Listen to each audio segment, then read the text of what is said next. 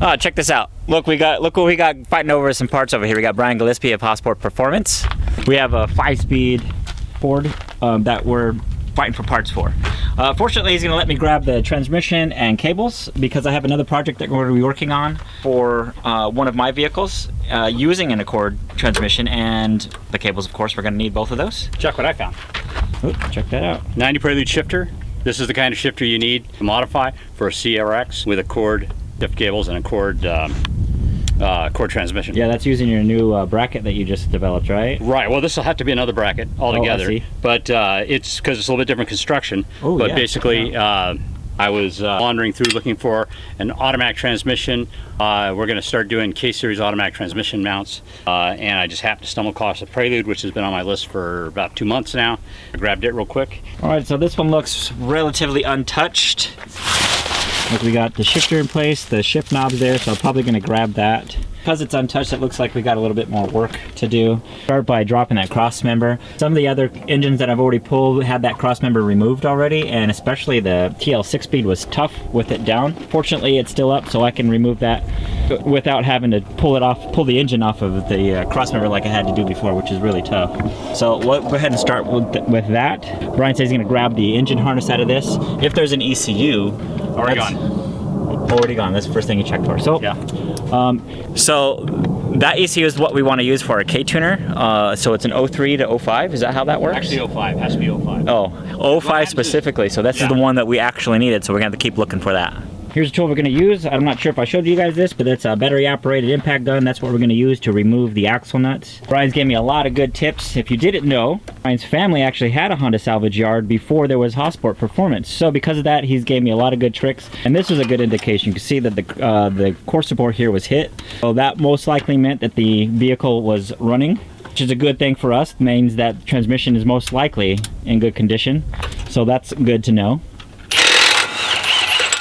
So the first step we're going to take with removing the cross member, we're going to disconnect the front knuckle off of the upper control arm, and then the strut fork as well. I'm going to do that on both sides. I already took out the axle nut. And we're going to go to the power steering rack, disconnect it from the steering column, and then we'll get to these motor mounts here that are attached to the transmission, and I believe there's going to be another one on the other side for the engine. Then we might be able to lower this thing. It's probably going to be heavy, so you want to do one side at a time. I've done this before, and actually I've gotten like one of these tires over there from underneath to kind of catch it. I use it kind of like a jack stand. I get a couple of them and stack them up. All right, while Brian's working on the engine harness, we're going to move in here and start disassembling the center console so we can get the shifter out. I'm not actually sure how the console comes out. I haven't done this yet before, but it turns out to start doing this, we're going to remove what was the boot cover at one point. Actually, it looks like it lifted straight up out of there, and you could see the clips here, except it held on really, really tight. It was very brittle, but a lot has to do with the fact that I guess I didn't really care, and well, hopefully someone didn't really need that. But now on further inspection, it looks like we got some screws underneath that, which will remove the console, or at least start to remove the console, so that we can get to what looks like 12mm bolts down in there. All right, the console is removed. Now that exposes our bolts that we got down there. Look like they're 12mm heads. Do we have to take anything else off? With the 6-speed TL, we didn't. That might be the same here. Want to get those two 12s off. Looks like we do have some wiring harnesses that we can remove. Might just pull out just as easy as the other one, which means the cables go through the body through a grommet. Probably covered by a heat shield. Brian already helped me out. He removed the cotter pin. He removed the cotter pin and washers that would normally hold the shift linkage on top of the transmission here. The next step would be to remove these two 10mm bolts on both of the brackets that hold the shifter to the transmission. Here's a trick I thought you guys would be interested in seeing.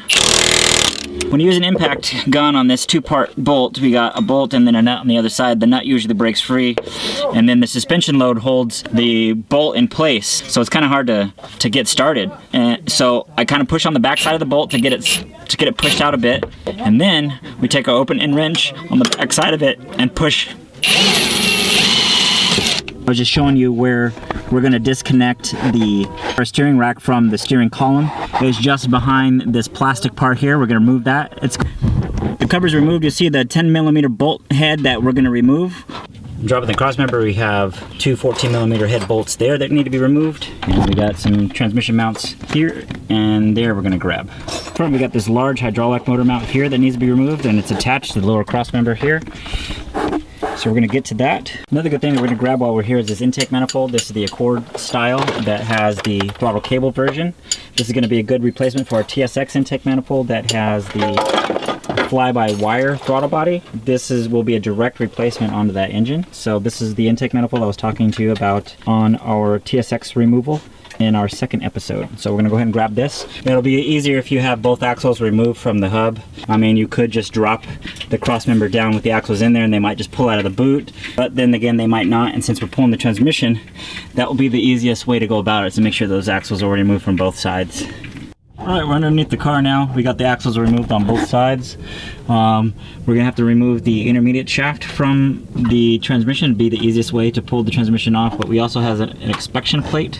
Before we drop the crossmember, I noticed that the shift linkage is indeed bolted to the crossmember, so we don't want to drop that. It is removed from the transmission. It is a heat shield here, so we're gonna remove that so we can get to the shift linkage and see if we can pull that out before we actually drop the crossmember. Looks like they might have lived on a dirt road or something right here, but you'll see how easy these pull out. Boom, just like that. And then I'll be able to slide them through. Looks like there is a bolt right there, if I can get it focused, right there that I need to get to 10mm, and it might come loose. I lowered the rear crossmember a little bit. There is 4 17mm bolts that hold it on. There's still more up front that need to come down. So I wouldn't recommend taking the fronts off first, then the back while you're under there. Not a good idea. So, but there's a motor mount that's still attached back here. Back here. So once we get this off, then the engine should be free from the crossmember. Then I'm going to put one of these rims and tires underneath there to catch the crossmember as I drop the front bolts. Remember, I'll drop. I'm not quite sure how heavy this is. It's probably going to be pretty good weight considering the front suspension is still attached.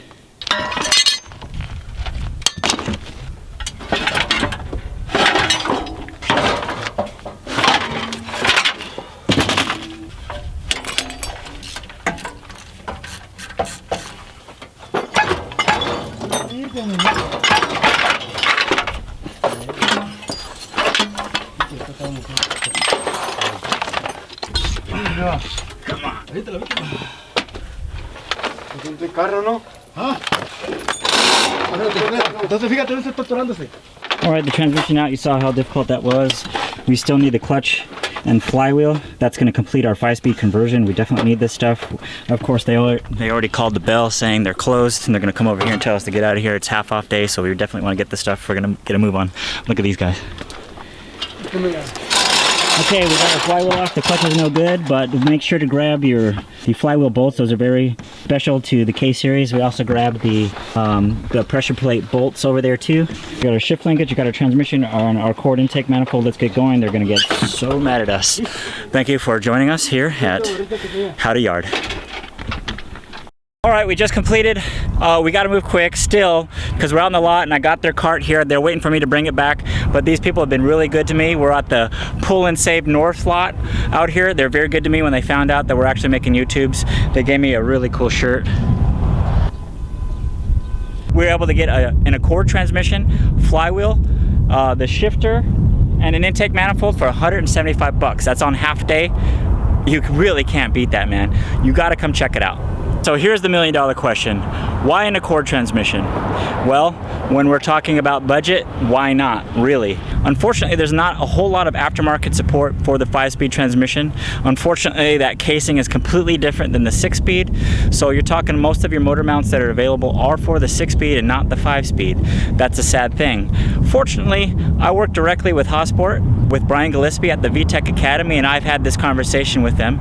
They do have 5-speed motor mount kits, but not for my favorite, the EF. Will there be an EF 5-speed conversion kit coming out? Wait and find out. Again, it's always a pleasure and I appreciate you tuning into the channel. Make sure to subscribe. Make sure to subscribe to the sister channel, VTech Academy. See you next time. Happy tuning.